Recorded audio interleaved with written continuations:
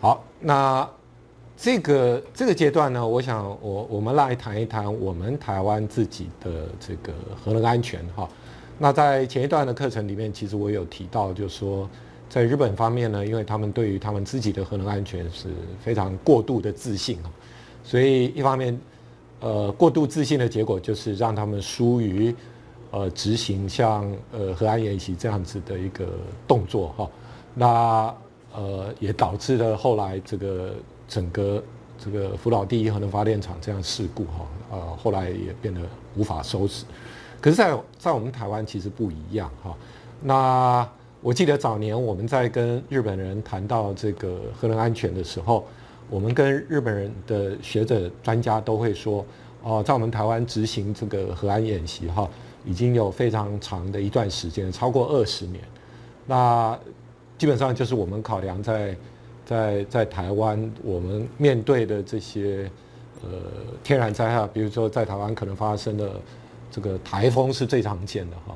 那这个地震也是非常常发生的，所以我们经常会针对比如说台风啊、地震啊，对核能电厂可能造成的影响，每年让各个电厂都能够进行这个核安演习。那可是，在日本，他们就认为，在日本他们是不需要的，所以他们反而会，笑我们说，为什么要这么大费周章，每年到每一个电厂去做这个核安演习啊？事实上证明就是说，日本后来在处理这个福岛第一核能发电厂事故的时候，如果他们有执行过类似的，比如说核安演习啊、紧急应变计划的这个演习，我想后来就不会变得这么的一个严重哈。所以回过头来谈谈我们台湾自己的这个有关核能安全的部分哈。其实谈到核能安全，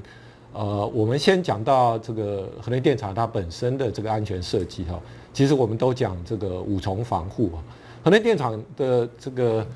5重防护在哪里呢？第一个，核燃料自己本身它是一个这个铀的一个氧化物哈，所以它本身就是一个陶瓷材料，所以它是一个稳定的一个这个燃料形式哈，这是它的第一重防护。那第二重防护呢，就是燃料丸的外面都有这个燃料护套，也就是之前我们大家听过的这个锆合金的这个燃料护套。燃料护套呢，这个提供的是第2层的防护。第3重的防护呢，就是压力槽。压力槽就是整个这个反应器的这个冷却水、卤水哈存在的这个位置。那这个压力槽呢，它是用这个高强度抗腐蚀的这个金属合金制成的，这提供的是第3层的防护。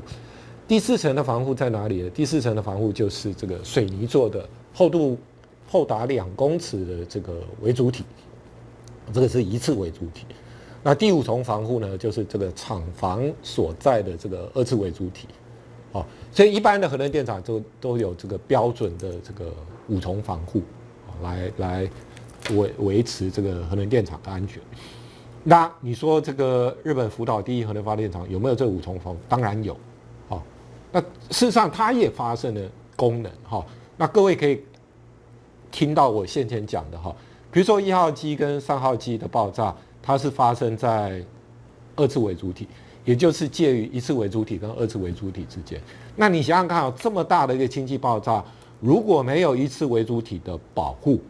那2次微主体这边发生的爆炸，一定就会直接影响到这个反应器炉心的这个安全。可是没有啊，这个1号机跟3号机的这个1次微主体都还是完好了，不过2次微主体爆炸。那我先前我也有提到过说，比如说在福岛的这个第一核能发电厂的2号机，它其实也发生爆炸了，而它的爆炸呢，我们评估是发生在1次微主体里面。那1次微主体里面，因为它的结构是够稳固的，所以它就没有影响到这个外面的这个2次微主体。好，那在我们台湾呢，当然也有同样的这个防护哈。那我们跟日本不同，我刚刚提到了，我们每年进行这个核安演习，过去曾经针对这个台风啦、地震啊，这是我们台湾比较会碰到的这个天然灾害。后来日本福岛事故之后呢，海啸侵袭的这个演习呢，也把它纳到我们现在正在运转的核1厂、核2厂、核3厂的这个核安演习里面去了。那也同样考量发生在日本福岛事故的这个天然灾害，它是超过了设计基准的这个天然灾害，所以我们在2011年之后的这个核安演习呢，也考虑了超过设计基准的天然灾害，万一如果真的侵袭到我们的这个核一厂、核二厂、核三厂的时候，那我们会采取什么样子的一个作为？那台电公司呢，也在考量，就更累积过去的这个核安演习的经验，然后在考量实务上面可以执行的这些技术呢，发展出了一套叫做断然处置措施啊，断然处置措施。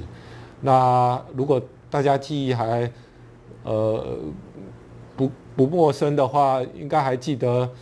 我们的总统马英九总统曾经讲过，这个必要时可以摧毁核能电厂，还被这个媒体挞伐哈。那我也是其中之一哈。那其实摧毁核电厂是一个过度简化的一个说法啊。其实我们是主要是利用断然处置措施哈。如果我们的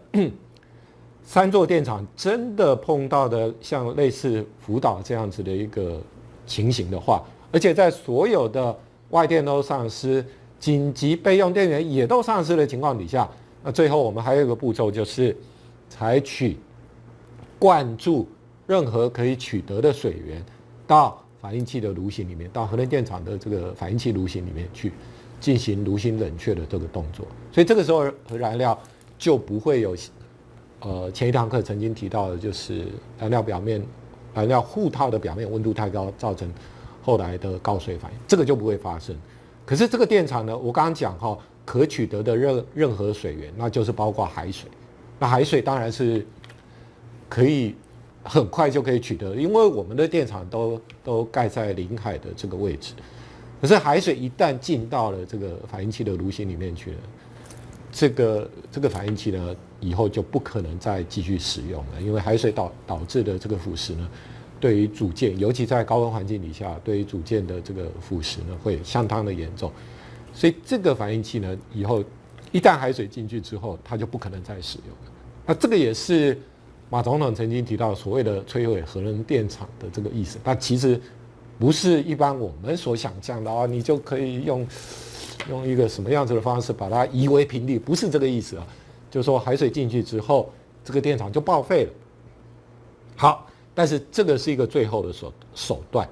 那为什么我们要这么样子来做？为什么会有规划出这样子一个最后的手段，叫做一个断然处置措施？其实就是考量我们台湾就是一个地狭人稠的一个环境嘛。你说真的要像日本一样进行疏散？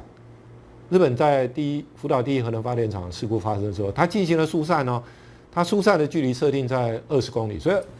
核能电厂周围20公里范围的居民全部要离开，全部要离开。然后20到30公里的居民呢，它规定你要待在室内，非必要就不要外出。当然，现在随着事故时间的这个进行那目前呢，这个疏散的范围已经开始变小，目前大概剩下12公里有些居民已经可以回到他们原来居住的这个地方。那可是你想想看同样我们在台湾，如果要疏散着20公里，什么30公里要待在室内，不能够出门，那可能这个连台北市都会受到影响。所以我们要做的是，我们不要让这样子的一个事情发生，我们不要让大规模疏散的情形发生。所以我宁可在重要的关头，我放弃我这个核能电厂，我利用断然处置措施，我把所有可以用到的水源都灌注到我的这个反应器里面去。就算这个电厂牺牲掉，我也在所不惜，因为我没有多余的空间跟时间来进行这样子一个大规模的疏散。我为了确保居民的生命财产安全，我宁可这样子做。这个就是我们在这个包括台电公司他们在这个设计这个断然处置措施，他们最重要的一个考量。那好，那你说断然处置措施，它是一个最后的一个步骤。那到底在福岛事故之后，那我们台湾的核能电厂还做了哪些措施来防范类似像福岛这样子的一个事故在我们台湾发生？那刚刚讲的断然处置措施，其实是已经到最后一个步骤，就是说啊，你这个超过设计基准的天然灾害发生了，然后电厂全黑也都真的发生了，然后这个可以取得的水源呢，也基于其他不可知的因素都没有办法取得，到最后我们使用这个消防水车，然后抽取海水，然后再做炉心冷却，这个其实都已经到最后的步骤。那所以接下来我们来谈一谈，到底福岛事故之后，我们在台湾的核能电厂做了什么样子的一个改善？首先，我们把备用电源呢，备用电源刚刚有提到啊，主要是紧急超导发电机啊。那在日本他们是摆在地下室里面，可是在台湾不是。你在台湾的紧急超导发电机呢，它都是在地面上的。那后来因为这个福岛事故这个海啸，考量这个海啸侵袭，所以我们有的这个紧急柴油发电机呢，就把它放在加高的平台上面，那另外呢，就是这个台湾地区，其实它的断层的位置跟我们的地形哈，其实过去有记录的这个海啸高度，还有这个根据专家他们进行的这个海啸上述高度的这个评估呢，在我们的核一厂、核二厂北部的这个沿海的位置，海啸高度其实不会超过5公尺。而且我们的核一厂跟核二厂，他们电厂的高层位置是在12公尺，所以基本上没有海啸侵袭这样子的一个顾虑。可是你总是不知道说什么时候会发生一个你从来没有预知到的这样子的一个天然灾害，所以在核一厂、核二厂，他们也要把他们的这个防范海啸的这个高度呢，要把它提高。所以在核一厂、核二厂呢，都会再加盖，这是福岛事故才增加的哈，再加盖2公尺高的这个海啸墙。那意思就是说，从现在的12公尺呢，在经过这个加高的2公尺的这个海啸墙之后呢，整个防海啸的高度呢可以到达14公尺。刚刚还有一个还没有讲的是核三厂，核三厂的地理位置呢，它可能出现海啸的高度就比较高的。刚刚讲核一、核二厂这北部的位置呢，它不会超过5公尺，可是，在核三的这个位置，它有可能就大概要到8公尺多，会超过8公尺。那超过8公尺，那核三它的高层位置，核三的高层位置在11公尺，所以它还是根据评估的话，它还是没有问题。那可是核三这边的评估的预测的高度已经比核一、核二还要来得高，所以我们在核三也要再做这个海啸墙补强的这样子的一个动作，让它的抗海啸高度可以到达，现在不是11吗？要提高到15。要提高到15公尺，这个都是因应这个福岛事故之后，我们对于台湾现在正在运转的这个核一、核二、核三进行的这个安全强化。当然，安全强化还有其他，比如说这个气涡轮发电机啊，这个也是后来新增的这个项目哈。我们希望就算是这个其他的这个紧急柴油发电机也都不能使用，那还有这个气涡轮发电机呢，就是也是柴油驱动的气涡轮发电机呢，它也可以拿来使用。那另外就是我们的核一、二、三呢，都有这个深水池的一个设计，生是生命的生哈，深水池的这样子的一个设计。那就是像福岛第一核能发电厂，他们就没有深水池，可是我们有深水池，它有大量的海水呢，是在比较高的这个距离海平面比较高的这个位置，所以它其实在必要的时候，它可以不需要其他动力，它就利用重力的方式，就可以把深水池里面的这些深水呢灌注到这个炉心里面去。如果刚刚讲的这个厂区里面的这些冷却系统都没有办法正常运转，那其实你还有深水池的这个深水可以利用这个重力的方式灌注到这个核一、二、三厂的反应器里面去。那这个也都是我们台湾为了核能安全所增加的这些功能跟设计啊，这个也都是日本的这个核电厂所没有的。所以总和我刚刚讲的就是福岛之前我们就有进行这个核安演习，所以我们的这个现场的操作人员、工程师，他们知道在面临类似的事故的时候，他们知道该怎么样去执行他们应该做的这些动作。那福岛事故之后呢，我们在台湾的核1、2、3厂都进行了这个安全强化的这些动作，也增加了一些设施。另外就是有别于全世界其他核电厂，我们多的这个断然处置措施。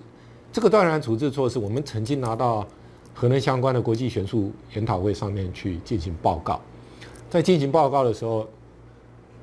就有瑞典的这个学者，他就问说：“你们这样子牺牲太大了啦！你或许还有其他的方式可以解救你这个电厂，你为什么要自己弄一个断然处置措施，然后就把它终结掉哈？”我们的答复其实很简单哈，在台湾刚刚讲过地狭人稠，我们没有那个本钱可以让我们去这个再去考量说是不是还有其他拯救这个电厂的方式。我们就是明快做出决定，在最后不得已的时候，就是把这个电厂放弃掉，也要确保炉芯可以获得适当的冷却，而我们不需要进行后续大规模的疏散，这个才是我们第一考量的这个要素。那后来这个断然处置措施呢，被美国的这个 BWR Owners Group， 也就是废水式反应器的这个电厂，他们组成的一个联盟，他们也拿去在美国的电厂做这个模拟，做模拟评估。后来的结论非常正面，就是说确实这个断然处置措施呢，可以在紧急的状态底下呢，提供炉芯的冷却，不会发生后续的所谓核子事故导致的这种大规模疏散。所以在今年6月，2014年的这个6月呢，这个刚刚讲的 BWR Owners Group 呢，已经发文给这个联盟里面所有的这个电厂请他们将断然处置措施呢列入他们这个电厂安全的这个最终步骤的一个考量。那这个是我们台湾自己发展出来，然后获得国际的认可，然后也获得同业这个来采用那虽然是一个极端的一个步骤，可是我想为了这个核能安全的这样子的一个维护对于这样子的一个措施呢，我们是有必要要去准备好，然后让一般的社会大众也都能够放心。所以我想从我刚刚上面所介绍的就是说我们国家在这个鉴于福岛事故所发生这样子的所有考量各种可能发生的一个情况，我们做了这个安全强化的动作，我们也发展出了这个断然处置措施其实目的无他就是希望在我们这种特殊的地理环境之下，我们以我们可以完成、可以达成，而且必须要达成这样子的步骤呢，来维护这个电厂的安全，然后大家对于核电的使用呢，也能够因此而更安心。那我想以上介绍的就是我们台湾这个核能电厂在安全维护上面的一些现况。谢谢。